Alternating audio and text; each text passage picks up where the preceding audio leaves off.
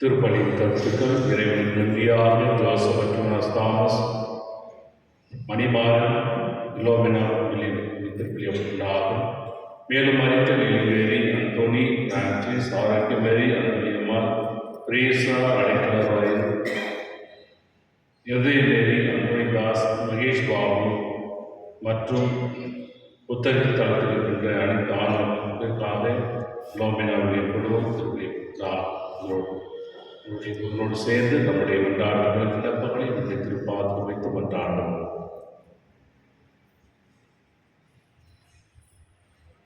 தந்தை மகன் தூய ஆவியாரின் பெயராலே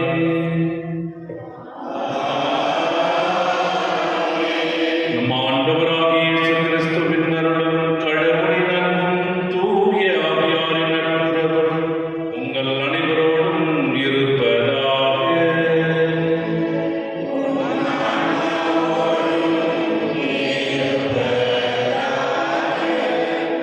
கிறிஸ்துவின் பிரியமான சகோதரர்களே, பொது காலத்தில் 20வது ஞாயிற்றுக்கிழமை நாம் சிறப்பிக்க வந்திருக்கின்றோம். இன்று கடவுள் தம் இல்லத்தை மக்களினங்கள் அனைத்திற்குரிய இறைமண்டாட்டின் வீடு என்று முதல் வாசகத்திலே இறைவாக்கு இசையமையாக இருக்கின்றார். இதோ இறைவன் தாக்கும் இந்த இல்லத்தில் நாம் ஒன்று கூடி வருகின்ற பொழுது நம்முடைய உள்ள முழுவதும் இறைவனை நோக்கி இருப்பதாக நாம் நம்பிக்கையோடு கொண்டாடுகின்றோம். நம்பிக்கை பயனாக நம்முடைய வாழ்க்கையில் ஏற்படுத்த தேவைகளை சில சமயங்கள் நிறைவேறாமல் போனாலும் நாம் விடாமுயற்சியோடு நாம் ஜெபிக்கின்ற பொழுது இறைவனின் இரக்கம் நம் மீது கொண்டு நமக்கு வேண்டிய அனைத்து தேவை நிறைவேற்றுவார் என்ற நம்பிக்கை இன்றைய வாசகம் நமக்கு தெரியப்படுத்துகிறது. இந்த நம்பிக்கையோடு நமக்கு நம்பிக்கை இல்லாத தோழர்களுக்காக நாம் மனமருந்தி இரண்டு மன்னிப்பு கேட்போம். நம்முடைய குற்றக்குறைகளுக்காக மனவருந்தி திருப்பலி பக்தியோடு பங்கேற்போம். எல்லாம் வல்ல இறைவனிடமும்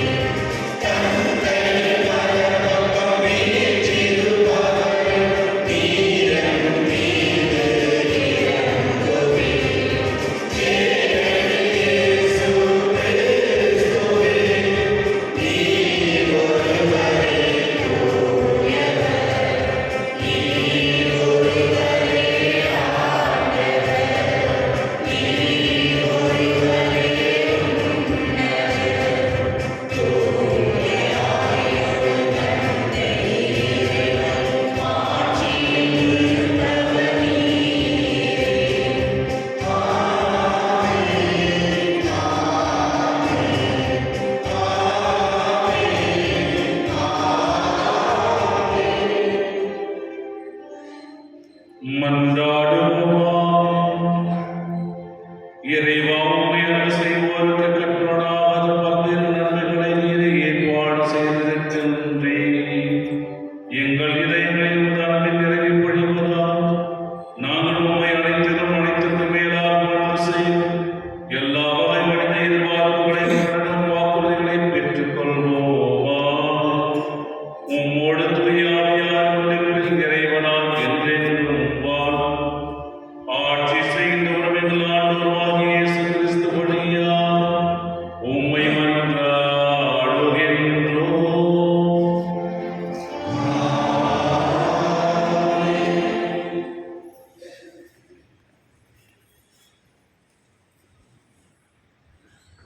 இறைவாக்கினர் எசையா நூலிலிருந்து வாசகம்.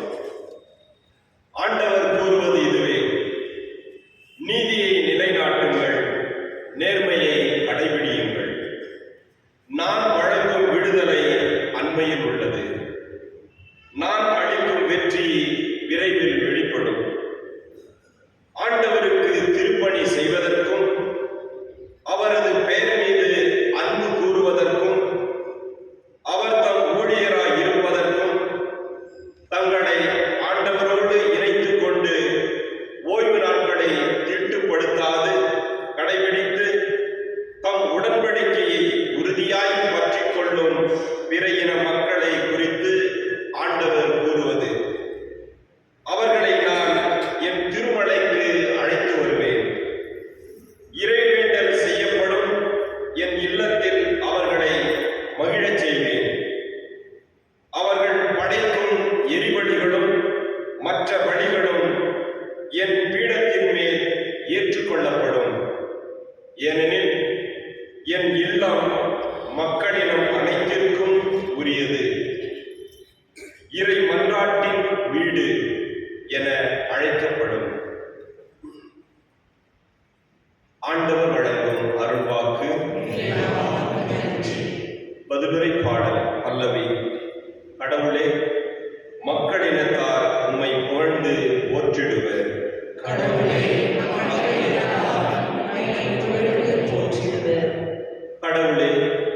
என் மீது இறங்கி எனக்கு ஆசி வழங்குவீராக. உம் திருமுக ஒளியை என் மீது வீசுவீராக. அப்பொழுது உலகம் உமது வழியை அறிந்து கொள்ளும். பிற இனத்தார் அனைவரும் நீர் அருளும் மீட்பை உணர்ந்து கொள்வர்.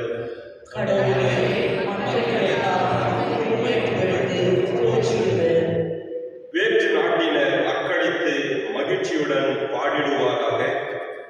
ஏனெனில் நீர் மக்களிடங்களை நேர்மையுடன் ஆளுகின்றேன், உலகின் நாடுகளை வழிநடத்துகின்றேன்.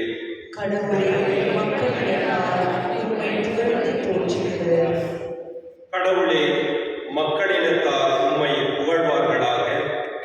மக்கள் எல்லோரும் உம்மை போற்றுவார்களாக. கடவுள் நமக்கு ஆசி வழங்குவாராக. உலகின் கடையெல்லை வரை வாழ்வோர் அவருக்கு அஞ்சுவாராக.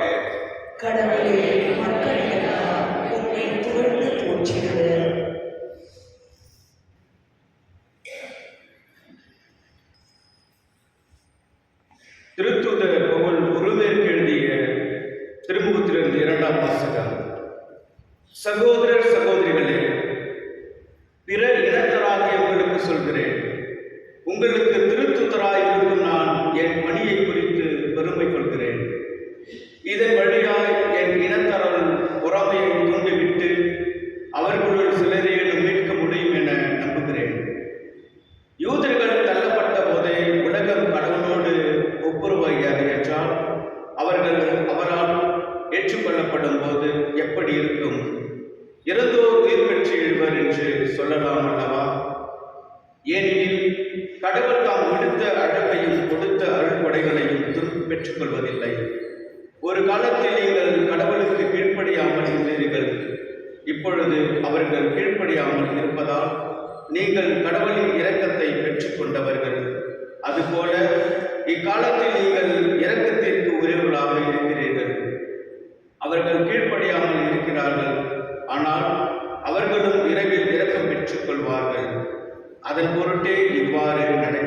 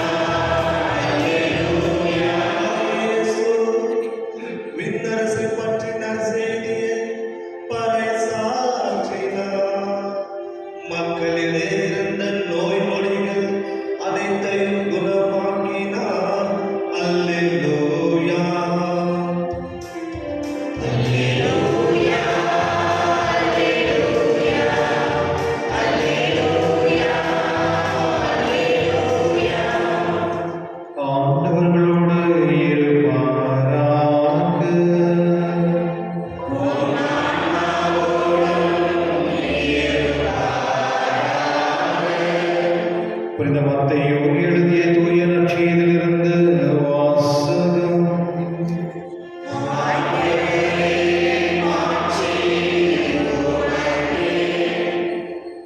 அக்காலத்தில் இயேசு தீர் சீதோன் ஆகிய பகுதியை நோக்கி சென்றார்.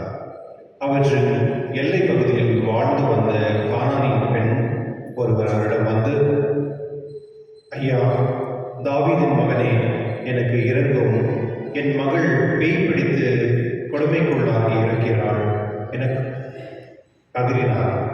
ஆனால் இயேசு அவரிடம் ஒரு வார்த்தை கூட மறுமொழியாக சொல்லவில்லை. சீடர்கள் அவரை அணுகி, நமக்கு பின்னால் கத்தி கொண்டு வருகிறாரே, இவரை அனுப்பிவிடும் என வேண்டினார். அவரோ மறுமொழியாக, இஸ்ரேல் குலத்திற்குள் காணாமல் போன ஆடுகளாய் இருப்பவரிடமே நான் அனுப்பப்பட்டேன் என்றார். ஆனால் அப்பெண் அவர் முன் வந்து பணிந்து, ஐயா, எனக்கு உதவியரிடம் என்றார். அவர் மறுமொழியாக, பிள்ளைகளுக்குரிய உணவை எடுத்து நாய்க்குட்டிகளுக்கு போடுவது முறையல்ல என்றார். உடனே அப்பெண், ஆம் ஐயா, ஆனாலும் தங்கள் உரிமையாளரின் மேசையிலிருந்து விழும் சிறு துண்டுகள் நாய்க்குட்டிகள் தின்னுமே என்றார். இயேசு மறுமொழியாக, அம்மா, உமது நம்பிக்கை பெரிது, நீர் விரும்பியவாறே உமக்கு நிகழட்டும் என்றார். அவரிடம் கூறினார். அந்நேரம் அவர் மகளின் பீடி நீங்கியது. ஆண்டவரின் அருள்வாக்கு.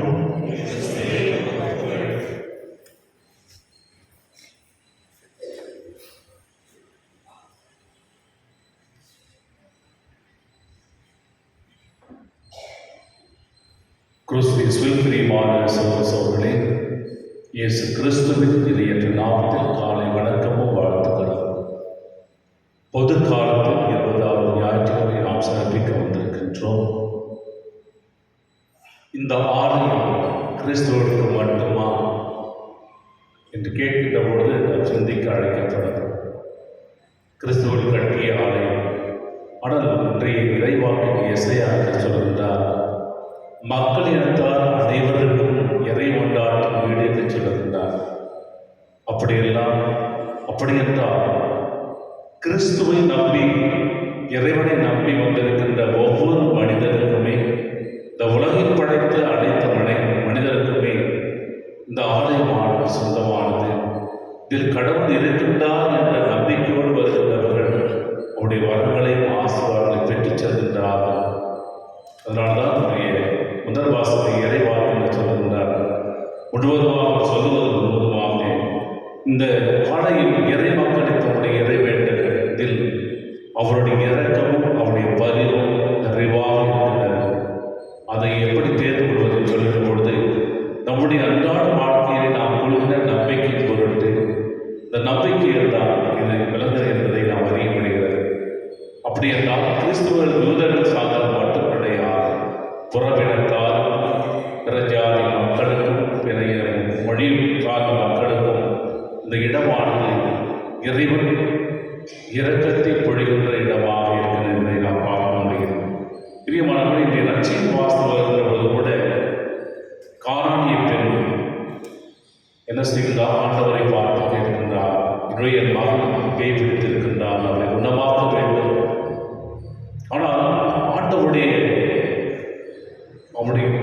அவருடைய வாழ்வு முழுவதுமே, அவருடைய இறைவனை முழுவதுமே அவர் தேர்ந்தெடுத்த இஸ்ராயேல் மக்களுக்கு மட்டுமே என்பதை அவர் உறுதியாக இருக்கின்றார். இஸ்ராயேல் மக்களுக்கு மட்டுமே நான் அவர்களை தேர்ந்தெடுத்து அவர்களை வழிநடத்த வந்தேன் என்று சொல்கின்ற பொழுது, அப்போ புறவினத்தார் மக்கள் ஆண்டவர் இயேசுவிடம் நம்பிக்கை கொள்ளுகின்ற பொழுது அவர் இறக்கம் கொள்வாரா என்பதுதான் நற்செய்தி வாசலில் கொடுக்கப்படுகிறது. கானானிய பெண் ஆண்டவரை பார்த்து 3 முறை கேட்கின்றார், ஐயா, தாவீது மகனே, என் மகனுக்கு இறங்கும், எனக்கு இறங்கும் என்று சொல்லுகின்ற பொழுது அவருடைய விடாமுயற்சியில் சொல்லப்படுகிறது. விடாமுயற்சியோடு அவர் கேட்கின்றார், ஆண்டவரே, என் மகனுக்கு இறங்கும்.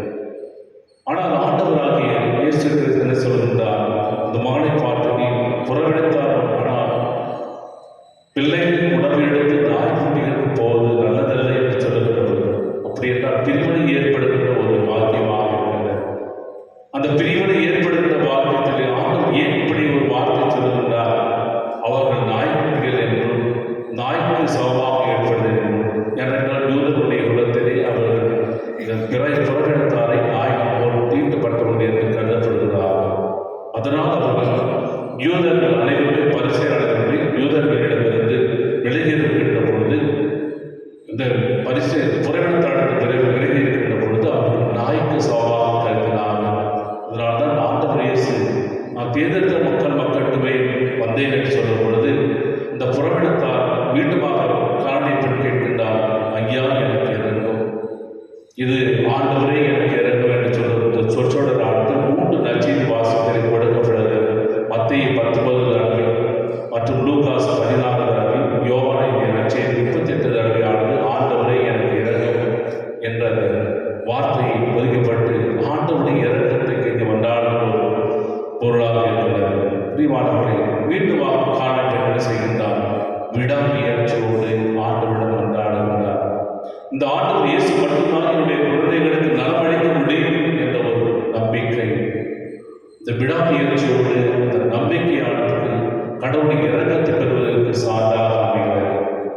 ஆலயத்திற்கு நாம் வருகிறோம், ஆண்டவர் என்னுடைய கவலைகளை தீர்க்கவில்லையே, இத்தனை ஆண்டுகள் நான் வேண்டியும் எனக்கு என்னுடைய தேவை நிறைவேற்றவில்லை என்று நாம் அழுது புலம்புகின்ற பொழுதெல்லாம் ஆண்டவருடைய ஆண்டவரிலிருந்து எது கிடைக்கவில்லை என்று நினைக்கின்ற பொழுது நாம் முழுவதுமாக கடவுளுக்கு எதிராக போகிறோம், உலகத்தை சார்ந்த வாழ்க்கை போகிறோம். ஆனால் இந்த காரணை பெறும் கிறிஸ்துவ மதத்தை சாராக இருந்தாலும் ஆண்டவர் இயேசு மட்டும்தான் என் மகனுக்கு குணமளிக்க முடியும் என்ற ஒரு விடாமுயற்சியோடு அசையாத நம்பிக்கையோடு வெளிப்படுத்துகின்ற பொழுது மீண்டும் சீடர்களும் என்ன செய்கிறார்? அவனை பார்த்து இயேசுவை பார்த்து கேட்கிறார்கள், அவர் பின்னாடி கற்றுக்கொண்ட பிறகு அவருக்கு ஏதாவது செய்ய வேண்டும். அப்பொழுது ஆண்டவர் இயேசு இருந்தார், இஸ்ராயேல் மக்களுக்கு மட்டுமே நான் வந்தேன் என்று பதிலளிக்கின்ற பொழுது அவர்கள் அமைதியாக சொல்கிறார்கள். மீண்டுமாக அந்த பெண்மணி கேட்கின்றார், ஆண்டவரே ஐயா எனக்கு இறங்கு, பிள்ளைகளுக்குரிய உணவு எடுத்து நாய்க்குட்டிக்கு போவது நல்லதில் என்று சொல்கின்ற பொழுது அதே மேசையில் சிந்துகின்ற அந்த திருசுகளோடு நாய்கள் தின்னுமே என்ற அந்த ஆதங்கத்தை அவருடைய உள்ளத்தில் இருக்கின்ற ஆவலையும் அந்த நம்பிக்கையை வெளிப்படுத்துகின்ற பொழுது ஆண்டவராக இயேசு கிறிஸ்து, அம்மாவுடைய விசுவாசம் பெரியது, நீ நினைத்தபடி உன் மகளை குணமாக்கும் என்று ஆண்டவருடைய இறக்கம் தெரிய வருவதை பார்க்கிறோம். இது முந்தைய அதிகாரத்திலே இந்த அம்மாவுடைய விசுவாசம் பெரியது என்று இவளை போற்றுகிறார். ஆனால் முந்தைய அதிகாரத்திலே பேதுரு கடல் நடந்து வருகின்ற பொழுது என்ன செய்கிறார்? அவருடைய நம்பிக்கை அற்றதாக உள்ளே விழுகின்ற பொழுது ஆண்டவர் சொல்கின்றார், ஏன் ஐயமுற்றாய், ஏன் நம்பிக்கை எழுந்தவனாக இருக்கிற நம்பிக்கை குன்றியவனை எழுத்து என்று கையை பிடித்து அவர் உயர்த்துகிறார். ஆனால் இங்கு புறவினத்தாரை பார்க்கின்ற பொழுது நம்பிக்கை, அம்மாவுடைய நம்பிக்கை பெரியது என்று சொல்கின்றார். அப்படி என்றால் கிறிஸ்துவை சார்ந்தவர்களுக்கு புறவினத்தாளர்கள் நம்பிக்கையை நாம் அளவிட முடியாது. பிரியமானவர்கள், யாரெல்லாம் இறைவன் மீது கொண்டுள்ள நம்பிக்கை முழுவதுமாக விடாமுயற்சியோடு ஜெபம் செய்து இறைவனை வேண்டுகிறார்களோ அவர்கள் நலமளிக்கின்ற தேவனாக இருப்பதை நற்செய்தி வாசகம் கூறுகிறது. எனவே ஆண்டவர் கொடுத்த அருளும் அழைப்பும் அதன்படும் திரும்பி பெறப்போது என்று 2வது வாசகத்தில் வாசிக்கும் பொழுது இறைவன் ஒவ்வொரு மக்களையும் பேணி காக்கின்றார், ஒவ்வொரு மக்கள் மீதும் இறக்கம் கொள்கின்றார். நாம் எப்பொழுது நம்பிக்கையோடு ஜெபிக்கின்ற பொழுது, இடைவிடாமல் ஜெபிக்கின்ற பொழுது, விடாமுயற்சியோடு அவர் கேட்கின்ற பொழுது கண்டிப்பாக நம்முடைய குறைவிடத்திற்கு தேவனாக இருக்கிற ஏனெனில் அவர் நம்மோடு இருக்கின்றவர், நம்மை காக்கின்றவர், நம்மை பராமரிக்கின்றவர், நமக்கு ஒவ்வொரு நாளும் நமக்கு வேண்டிய தேவைகளை நிறைவு செய்கின்ற தேவனாக இருப்பதால் அவரை விடாமுயற்சி வேண்டும் பொழுது கண்டிப்பாக வேண்டும் நம்பிக்கையிலே இறைவனை வேண்டி கொண்டாடுவோம். ஆமென்.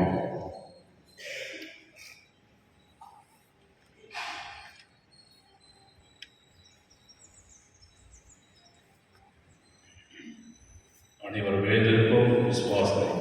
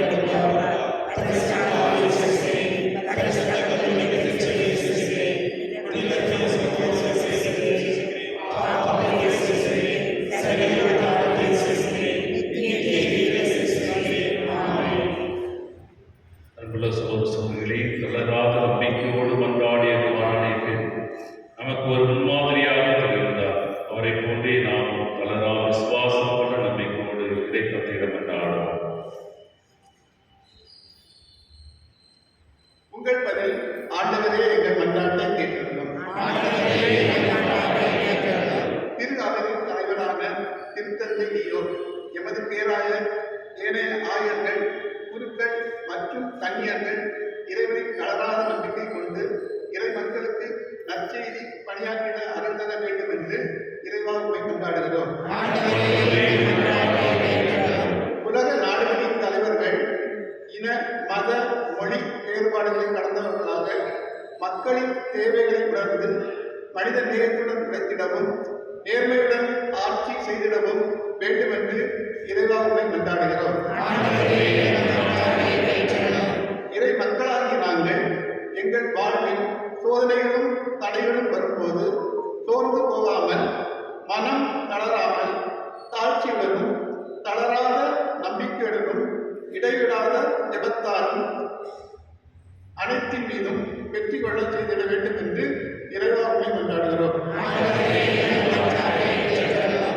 நோய் வழிகளாலும் தீய சக்திகளின் பிடியினாலும் வாழும் மக்கள் அனைவரும் கனானிய பெண்ணைப் போல இறை உதவியை இடைவிடாது கேட்டு பெற விதைவிட வேண்டும் என்று இறைவா உம்மை கொண்டாடுகிறோம். தனிப்பட்ட கருத்துக்களுக்காக வேண்டும். நம்பிக்கையை நாங்கள் கொண்டிருந்து எங்களுக்கு இருந்தால் எங்கள் ஆண்டவராகிய இயேசு கிறிஸ்து வழியாக இருந்தான்றோம்.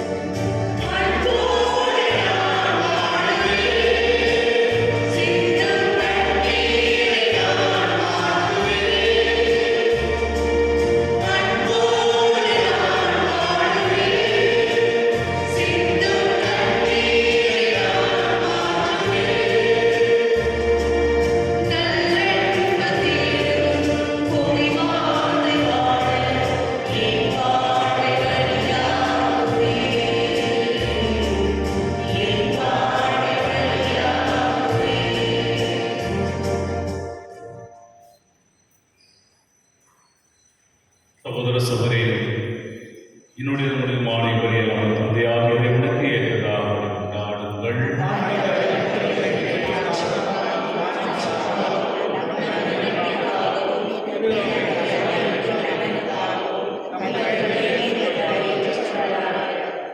ஆண்டவரே, மாற்றுமிக்க மாற்றங்களை ஏற்படுத்தும் எங்களை காணிகளை ஏற்றருளும். அதனால் என் தந்தவற்றையே உமக்கு புகழ்ந்து உண்மையே நாங்கள் பெற்றுக்கொள்ள தகுதி பெறுவோமா. எங்கள் ஆண்டவராகிய இயேசு கிறிஸ்து வழியாக உம்மை மன்றாடுகின்றோம்.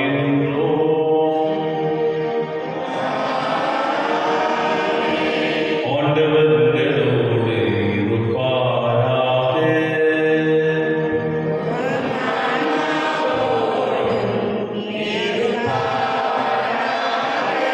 இதயங்களை மேலே எழுப்புங்கள்.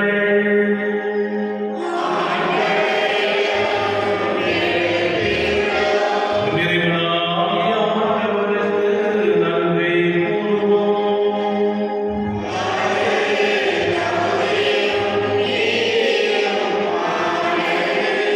ஆண்டவரே, தூயவரான தந்தை என்னுடைய எல்லாம் வல்ல இறைவா, என்னாலும் இவ்விடத்தில் நான் உமக்கு நன்றி செலுத்துவது மெய்யாகவே தகுதியும் நீதியுமாகும். எங்கள் கடமையும் மீட்புக்குரிய செயலுமாகும். அழிவுக்குரிய மனிதருக்கு முதிய இயற்பின் ஆதரவை அளிக்கின்றேன். மேலும் மனிதனின் சாகும் தன்மையை பிடிப்போக்கும் மருந்தாக பயன்படுத்தி நாங்கள் எவ்வாறு வாழ்வற்றோருமாறு எங்கள் ஆண்டவராகிய கிறிஸ்து வழியாக எங்களுக்கு மீட்பு அருளுகின்றீர். இவை அனைத்தாலும் வளவற்ற மாற்றுவதற்குரியது என்பதை உணர்கின்றோம். அவர் வழியாக உமது வானதூதர் அணிகள் வழிபடுகின்றன. உம் திருமுன் எக்காலத்து மகிழ்கின்றன. அவர்களோடு எங்கள் குரலையும் சேர்த்துக் கொள்ளுமாறு நாங்கள் உம்மை தாழ்வுடன் இறங்கி பொழுது அக்களிப்புடன் பாடுவதாவது.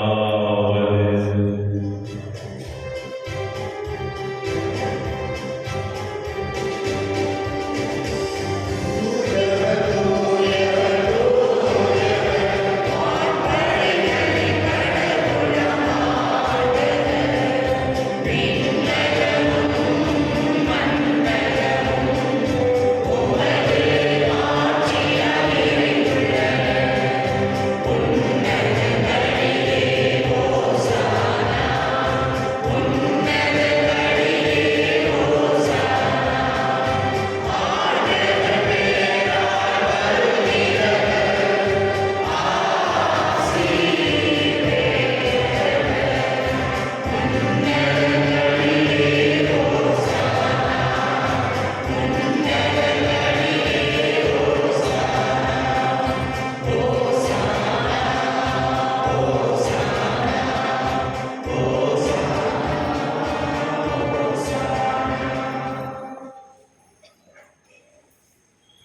ஆண்டவரே, நீர் மெய்யாகவே தூயவர், தூய்மை அனைத்திற்கும் ஊற்று.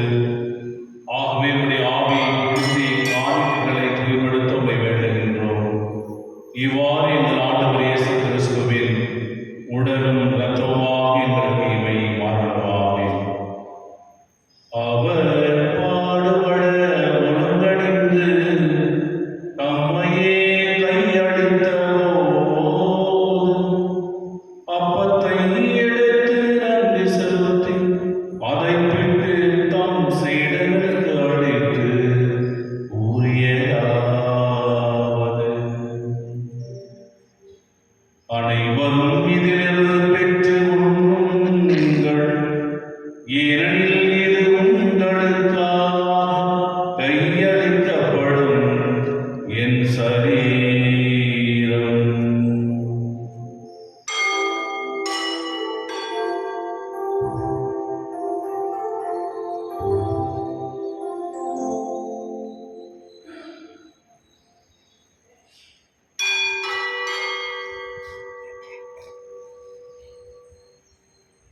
அவ்வண்ணமே இரவிலிருந்து அருளிய பின் கிண்ணத்தையும் எடுத்து மீண்டும் உமக்கு நன்றி செலுத்தி தம் சீடர்களுக்கு அளித்து அவர் கூறியதாவது: அனைவரும் இதிலிருந்து பெற்று பருகுங்கள், ஏனெனில் இது புதிய நிலையான உடன்படிக்கைக்குரிய இரத்தத்தின் கிண்ணம். இது உங்களுக்காகவும் பலருக்காகவும் சிந்தப்படும். இதை என் நினைவாக செய்யுங்கள்.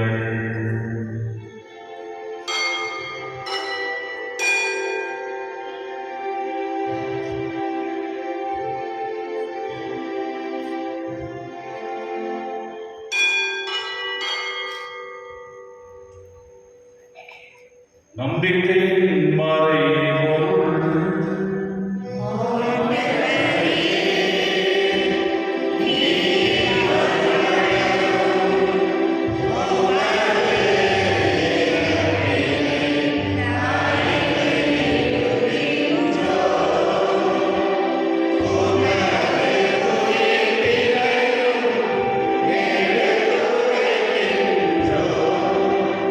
ஆகவே ஆண்டவரே, நாங்கள் கிறிஸ்துவின் இறப்பினையும் உயிர்ப்பினையும் போது வாழ்வரும் அப்பத்தையும் மீட்பளிக்கும் கிண்ணத்தையும் உமக்கு ஒப்புக்கொடுக்கின்றோம்.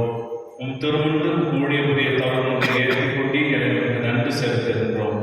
மேலும் கிறிஸ்துவின் உடலிலும் இரத்தத்திலும் உங்களும் எங்களை தூய ஆவியால் சேர்த்து விடும் என உம்மை தாழ்வுடன் கொண்டாடுகின்றோம். ஆண்டவரே, உலகெங்கும் பரவியிருக்கும் உமது திருவை நினைவு கூர்ந்தருளும்.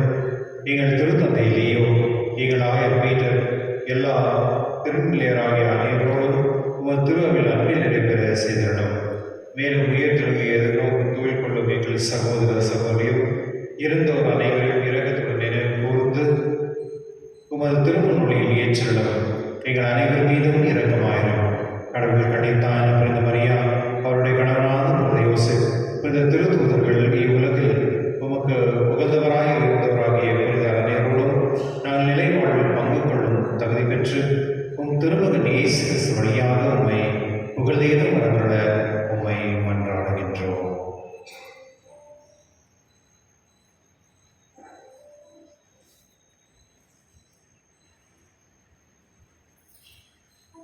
இவர் வழியா இவரோடு இவரில் எல்லாம் வல்ல இறைவனாகிய தந்தையே, தூய ஆவியாரின் ஒன்றிப்பில் எல்லா புகழும் ஆட்சியும் என்றென்றும் உமக்கு உரியதே.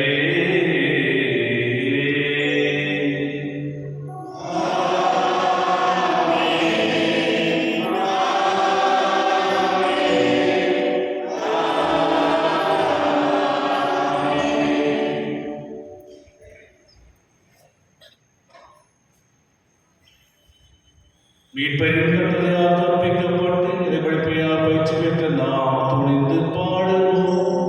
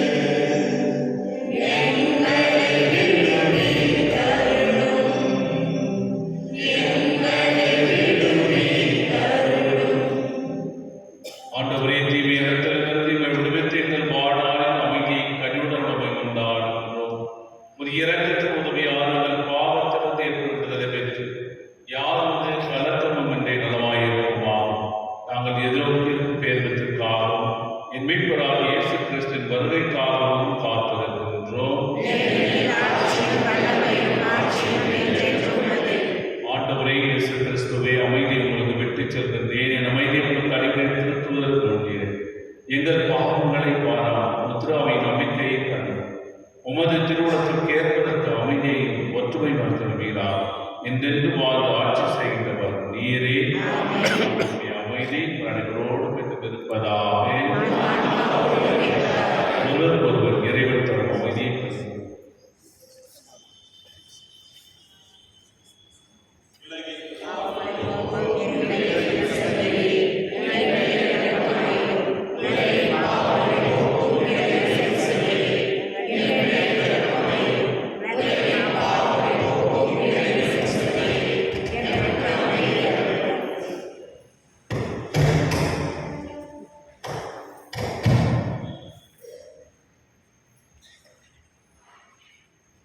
இதோ இறைவனின் செல்வர், இந்த உலகின் பாவங்களை போக்குகின்றவர், செம்மறின் விருந்துக்கு அழைக்க பெற்றோர் பேறு பெற்றோர்.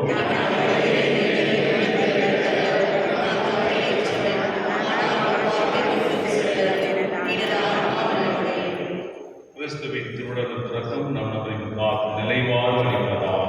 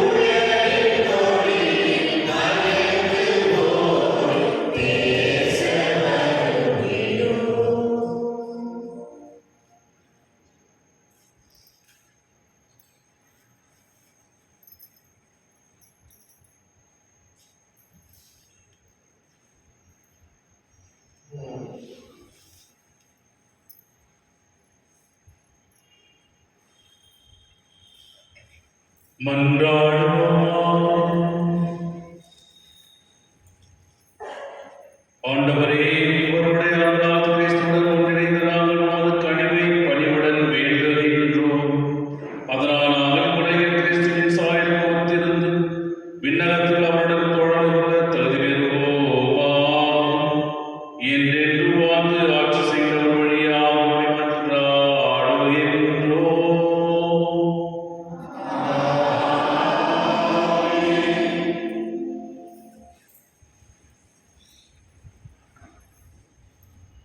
கிறிஸ்துவில் அன்பானவர்களே, என்னுடைய வாசக நற்செய்தியில் நீங்கள் பார்க்கும் பொழுது ஆண்டவர் இயேசு ஒரு பெண்மணியை பார்த்து நாயின்னு சொல்றாரு. இது சரியா? சரியா? தெரியல தானே? அப்படி சொல்லலாமா? சொல்லக்கூடாது. சொல்லக்கூடாதுல்ல. இப்ப என்ன பண்ணலாம்? அதை சொல்லணும், என்ன பண்ண முடியும்? ஆண்டவரே என்ன பண்றது? சரி பாருங்க, இதுதான் பிரச்சனை உங்கள்கிட்ட. கடவுள் வந்து அப்படி பேசுவாரா? பேச மாட்டாரு. நம்மள்கிட்ட இருக்க பெரிய பிரச்சனை தான். யாரனா எதனா சொன்னாங்க, அப்படியா இப்படியா அப்படி ஆதரவு சொல்லிட்டாரா, அப்படி பண்ணிட்டாரா அப்படின்னு சொல்லுவீங்க தானே? இப்போ கடவுளே வந்து அப்படி சொன்னாருன்னு தானே அப்படியா அப்படின்னு சொல்றீங்க பாருங்க. அப்படி கிறிஸ்துவர்களே, அந்த காலகட்டத்தில் ஆண்டவர் காலகட்டத்தில் வந்து பெண்களுக்கு வந்து மதிப்பு கிடையாது. ஒன்று, இஸ்ரேல் மக்களுக்குள்ள இருக்க பெண்களுக்கு மதிப்பு கிடையாது. அவங்களுக்கு எந்த ஒரு ப்ராப்பர்ட்டியும் போகாது. ஆண்களுக்கு மட்டும்தான் அந்த உரிமை உண்டு. பெண்கள் வந்து எப்பொழுதுமே ஒரு ஆப்ஜெக்ட், அதாவது ஒரு பொருள் மாதிரி தான் யூஸ் பண்ணுறாங்க இந்த காலகட்டத்தில். அது இல்லாமல் இந்த கானா பெண் இருக்காங்களே, இவங்கெல்லாம் வந்து வேறு இனத்துக்கு சேர்ந்தவர்கள். அதாவது இஸ்ரேல் மக்களை சேர்ந்தவர்கள், அவர் வேறு இனத்துக்கு சேர்ந்தவர்கள். அதனால இந்த இஸ்ரேல் மக்கள் என்ன சொல்லுவாங்கன்னா, யாரெல்லாம் வந்து இஸ்ரேல் மக்களை தவிர மற்றவர்கள் எல்லாமே வந்து அவர்கள் வந்து நாய்கள் அப்படின்னு தான் புரிஞ்சுட்டு, அவங்கெல்லாம் வந்து கடவுளால் சபிக்கப்பட்டவர்கள் அப்படின்னு தான் யோசிச்சிருந்தாங்க. என்ன சொல்கிறாங்கன்னா, நாங்கள் தான் கடவுளுடைய பிள்ளைகள், எங்களை தவிர வந்து கடவுள் யாருமே தேர்ந்தெடுத்துக் கொள்ளவில்லை அப்படின்ற ஒரு மனப்பான்மை வந்து அப்படி இருந்தது. அந்த மனப்பான்மை இன்னைக்கு கூட நம்மள்கிட்ட இருக்குது, நம்ம நாட்டில் இருக்குது, ஏன் நம்மள்கிட்ட இருக்குது. சில பேரை நம்ம பார்த்தோன்னா நம்ம மதிக்கிறதில்ல. அவங்க இந்த ஏரியா, இந்த இனத்துக்காரங்க அப்படின்னு சொல்லி தூரத்தடுறது, அவங்க பற்றி பேசுறது இன்னைக்கு கூட நம்ம செய்கிறோம். அந்த காலகட்டத்தில் இஸ்ரேல் மக்கள் வந்து இந்த மாதிரி மக்களை வந்து நாயின் தான் கூப்பிடுவாங்க. ஆண்டவர் இயேசு வந்து அதை குத்தி காமிக்கிறார். நீங்கள் சொல்கிறீங்களே அதே வார்த்தையை யூஸ் பண்ணுறாரு. பிள்ளைகளுடைய உணவை வந்து நாய்களுக்கு நாய்க்குட்டிகள் போட முடியுமா அப்படின்னு சொல்லும் பொழுது, அந்த அம்மா பாருங்கள், அந்த அம்மா ஏற்கனவே அவங்களுக்கு தெரியும் இந்த மக்கள் வந்து நம்ம நாயன் தான் கூப்பிட்றாங்கன்னு நம்மளுக்கு தெரியும். அதில் தான் அந்த அம்மா வந்து ரொம்ப ஹம்பலாக, ரொம்ப கீழ்ப்படிந்து கடவுள்கிட்ட வந்து சொல்கிறாங்க. சில நேரத்தில் வந்து அந்த மேசிலிருந்து விளக்கக்கூடிய பொழுது வந்து நாய்க்குட்டிகள் சாப்பிடும் தானே அப்படின்னு. அப்போது அவங்க வந்து, ஆமாம் இந்த ஜனங்க வந்து எங்களை நாய் தான் கூப்பிட்றாங்க, பரவாயில்லை, ஆனால் எனக்கு வந்து என் பொண்ணு வந்து நல்லா ஆனால் போதும் அப்படின்றதுக்காக அந்த மனத்தோடு அவங்க வந்து கேட்குறாங்க. கடவுளுடைய வார்த்தை பாருங்க, அடுத்த வார்த்தை அம்மான்னு சொல்லி, உன்னுடைய விசுவாசம் உன்னை குணப்படுத்த போகும் அப்படின்னு சொல்லி. அந்த கடவுள் வந்து இன்சல்ட் பண்ணல. அங்கே இருக்க ஜனங்கள் வந்து அந்த அம்மா கேட்டுகிட்டே வராங்க. பின்னால் ஹெல்ப் பண்ண கேட்கும்போது அவர் கவனிக்கவே இல்லை. சீடர்கள் தான் வந்து சொல்கிறாங்க, அவங்களை அனுப்பிச்சி விட்டுருக்கானே அப்படின்னு. ஏன்னா அங்கே இருக்க கூட்டத்துக்கு வந்து கடவுள் வந்து ஒரு வார்த்தை சொல்ல வேண்டியதாக இருந்தது. என்ன அப்படின்னா, அவர்களும் வந்து கடவுளுடைய பிள்ளைகள் அப்படின்னு சொல்கிறது தான் அந்த வார்த்தை. அதனால தான் அந்த அடுத்து வர அம்மான்னு சொல்கிறாங்க. இஸ்ரேல் மக்கள் வந்து மத இனத்தில் வேற இனத்தில் இருக்கவங்க அம்மான்னு கூப்பிட மாட்டாங்க, நாயின் தான் கூப்பிடுவாங்க. அதான் கடவுள் வந்து அந்த அந்த அம்மாவை அம்மான்னு கூப்பிட்றாரு. அம்மான்னு என்னுடைய அம்மா அப்படின்ட்டு, என்னுடைய உடல் சார்ந்தோம் அப்படின்ற அர்த்தம். அப்போது என்ன சொல்கிறாங்கன்னா, இந்த நற்செய்தி உலகத்தில் யாருமே வந்து கீழே மேலே அப்படின்றதே கிடையாது. நம்ம நாட்டு தான் ஒரு தரித்திரமான ஒரு நாடு. ஏன்னா நம்ம இந்த கேஸ்டிசம் வந்து பெரியவங்க சின்னவங்க அப்படின்னு சொல்லி கீழே பார்க்குறது, அதுக்கு பாவம் கணக்கு கொடுக்கணும் கடவுள். கிறிஸ்துவர்களே எப்போதும் தெரிஞ்சுக்காங்க, கடவுள் வந்து யாருமே வேறுபாடு பார்க்கறதில்ல, நம்ம தான் அப்படி பார்க்கணும். யார் விசுவாசத்தில் இருப்பாங்களோ அவங்களுக்கு வந்து கடவுள் நிறைய ஹெல்ப் பண்ணுறாங்க, அது வேற விஷயம். ஏன்னா யார் வந்து கடவுளை நம்பி வாழ்கிறாங்களோ அவர்களுக்கு நிறைய ஆசீர்வாதம் கொடுப்பார், பாதுகாப்பார், அது அவருடைய கடமை. ஆனால் வேறுபாடு பார்க்கறதில்ல. இதுதான் நம்முடைய கடவுள். அவருடைய அந்த கடவுளை வணங்கக்கூடிய நாமும் அப்படிதான் இருக்கணும். நம்மளுக்குள்ள இந்த வித்தியாசம் பார்க்கக்கூடாது. எல்லாரையுமே சரிசமமாக நம்ம பார்க்கணும். அதனால உங்களுக்கு எப்போதெல்லாம் வாய்ப்பு கிடைக்குதோ அந்த சமயத்தில் வந்து மனுஷனா மதிக்க வேண்டிய கடமை நம்மகிட்ட இருக்கு. அதனால அது உஷாராக பார்த்துக்கணும். நீங்கள் சில நேரத்தில் வந்து நீங்கள் ரொம்ப பணக்காரர் இருக்கலாம், ரொம்ப ஷோ பண்ணுறவங்களா இருக்கலாம், மற்றவங்க வந்து ரொம்ப கீழா அப்படிலாம் தவறு பண்ணக்கூடாது. அந்த காலகட்டத்தில் வந்து அந்த அம்மா கிட்ட இருந்த 3 விஷயம். ஒன்று அவங்க பெண்மணி, 2வது வந்து இனத்துக்கு சேர்ந்தவங்க, 3வது வந்து தன்னுடைய பொண்ணு வந்து பேய் பிரச்சனை. அந்த ஒரு பிரச்சனை வந்து அவங்க வாழ்த்துறாங்க. ஆண்டவர் வந்து அந்த 3த்தையும் சரிப்படுத்துறாரு. அந்த அம்மாவுக்கு வந்து ஒரு சரியான ஒரு ஸ்டேட்டஸ் கொடுக்குறாங்க. அவங்க நாய் கிடையாது, அவங்களும் கடவுளுடைய பிள்ளைகள் அப்படின்னு காட்டுறாங்க. 2வது வந்து அந்த அம்மா அப்புறம் நம்முடைய இனத்துக்கு சேர்ந்தவங்க அப்படின்னு கூட்டிக்கிறாங்க, குடும்ப சேர்ந்தவங்க. 3வது வந்து அந்த அம்மா இருந்த பிரச்சனையை வந்து சரிப்படுத்துறாரு. நம்முடைய விசுவாசம் வந்து பெரிது போகும் அப்படின்னு சொல்லி. இது போல தான் நம்மளும் மற்றவர்களை பார்க்க வேண்டியதாக இருக்கு. என்று சாதாரண காலத்தின் 20ஆம் ஞாயிறு சிறு பிள்ளைகளுக்கு கேட்டகிசம் இருக்கும். மாதத்தில் ஒரு நாள் வந்து பிள்ளைகளுக்கு வந்து ஒரு மூவி ப்ரோக்ராம் அப்படின்னு வச்சுருக்காங்க. அதான் அன்றைக்கி வந்து ஒரு 9 o'clock வர வேண்டியதாக இருக்கும். இன்றைக்கி நார்மலாக வரவங்க பசங்க அடுத்த மாதத்துல வந்து மாதத்தில் ஒரு நாள் வந்து ஸ்பெஷல் ப்ரோக்ராம் அவங்களுக்கு கொடுக்குறாங்க. அந்த கொஞ்சம் க்ரியேட்டிவாக ஆன மாதிரி அந்த சமயத்தில் நீங்கள் கொஞ்சம் பசங்களை கொஞ்சம் சீக்கிரம் வர வேண்டியதாக இருக்கும். அதான பிறகு 11 மணிக்கு திருவள்ளி இருக்கும். நம்முடைய யூத்துகளுக்காக 4 மணிக்கு இந்த 5 மணிலையும் ஃபெய்த் ஃபார்மேஷன் இருக்கும். அனுப்பியும்படி உங்களுக்கு ஏற்றுக்கொள்கின்றேன். 22ஆம் தேதி வந்து கோன்ஷிப் ஆஃப் த பிளஸட் வர்ஜின் மேரி உடைய திருவிழா. அன்பியங்கள் வந்து என்னுடைய சாயங்காலம் மார்த்தா செல்வம் பாம்பூர் ரோட்டில் 5 மணிக்கும், saint Michael west road Rajgopal road 6 மணிக்கும், தென் ஃபோஸ்டினா ஐ கேர் சென்டர் 5 மணிக்கும், சனிக்கிழமை அடுத்த சனிக்கிழமை 22ஆம் தேதி சென்ட் தாமஸ் ஜெயராஜ் நகர் 6 மணிக்கும் இருக்கும். போன வாரம் காணிக்கை மொத்தம் 61,200 அனைவருக்கும் நன்றி. மற்றும் போன வாரம் வந்து நம்முடைய பேரிஷில் வந்து பிரிசன் மினிஸ்ட்ரிக்காக அவங்க கலெக்ட் பண்ண அமௌண்ட் வந்து 44,722 மற்றும் அந்த ஆன்லைனில் கூட சில பேர் பே பண்ணியிருக்காங்க. அதனுடைய டீட்டெயில் நமக்கு இல்லை. அது வந்துக்கலாம், ஒரு 15,000-20,000 எக்ஸ்ட்ரா வந்துக்கலாம். அப்போது அது ஒரு 60,000. அப்போது ஒரு சண்டே வந்து நம்ம பேரிஷில் அட்லீஸ்ட் 1 lakh rupees நம்ம வந்து கலெக்ட் பண்ண முடியும்னு நினைக்கிறேன். பாருங்கள், நீங்கள் வந்து மற்ற ப்ராப்ளம்க்கு ஏதாவது இருந்துச்சுன்னா நீங்கள் சப்போர்ட் பண்ணுறீங்க இல்லையா? அப்போது பாக்ஸ் உண்டியில் போடும் பொழுது அதுதான் வந்து நம்மளுக்கு பேரிஷும் 2 சண்டே வந்து பிஷப்புக்கும் 2 சண்டே வந்து நம்முடைய பங்குக்கு வரும். அதனால் கொஞ்சம் 10 ரூபா போடுறவங்க கொஞ்சம் 15 ரூபா போடலாம் அப்படின்னா, ஓகே. 20 ரூபா போடுறவங்க கொஞ்சம் 30 ரூபா போடுவோம், ஓகே. அந்த மாதிரி கொஞ்சம் இன்க்ரீஸ் பண்ணிக்கோங்க, ஓகே. வின்சென்ட் பாலுடைய போன மாதம் காணிக்கை வந்து 7,790 ரூபாய். அவர்கள் வந்து இன்று வந்து அவுட் சைட் கலெக்ஷனுக்காக இருப்பாங்க. இதை பதிவு செய்யணும். கேள்விப்போம்.